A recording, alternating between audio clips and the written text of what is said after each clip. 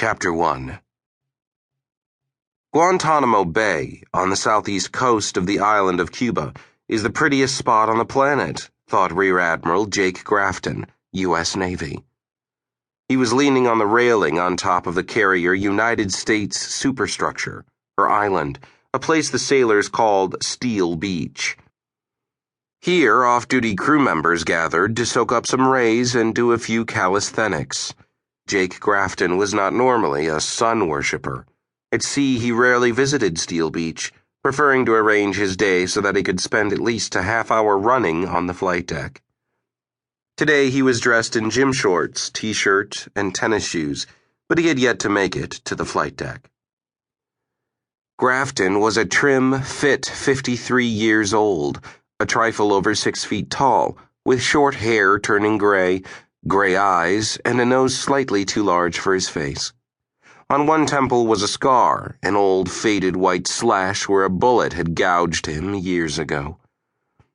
People who knew him regarded him as the epitome of a competent naval officer. Grafton always put his brain in gear before he opened his mouth, never lost his cool, and he never lost sight of the goals he wanted to accomplish. In short, he was one fine naval officer, and his superiors knew it, which was why he was in charge of this carrier group lying in Guantanamo Bay. The carrier and her escorts had been running exercises in the Caribbean for the last week. Today, the carrier was anchored in the mouth of the bay, with 2 of her larger consorts anchored nearby. To seaward, 3 destroyers steamed back and forth, their radars probing the skies.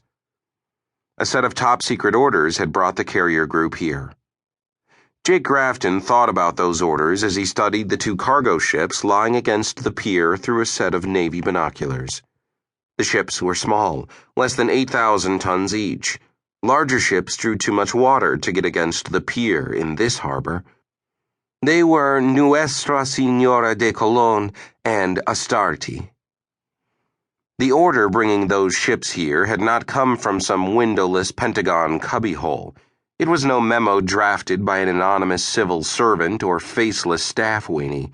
Oh no, the order that had brought those ships to this pier on the southern coast of Cuba had come from the White House, the top of the food chain.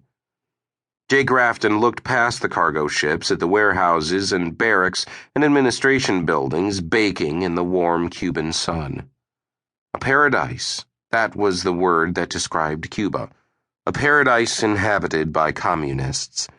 And Guantanamo Bay was a lonely little American outpost adhering to the underside of this communist island.